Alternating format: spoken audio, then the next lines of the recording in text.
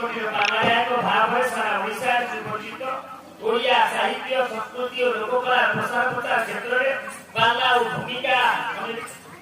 अनिश्चित कार्य भगवत दर्शन प्रशंसा हो करता ही आपन पुरस्कार निरवच्छिन्न भावले बांग्ला माध्यमले ओडिसा प्राचीन सभ्यता संस्कृति के आहुरी रुधिमंत करी आपन निज माँ और जन्म माटी पूजा करी कोणार्क गढ़ी तोड़ी आज महाविद्यालय परिसर में आपको सम्मानित करी श्री श्री सीताकांत रामलीला समिति मधुपुर निज गौरवान्वित करी मने कहला संगे संगे आपनकर उत्तरोत्तर उन्नति सुस्थ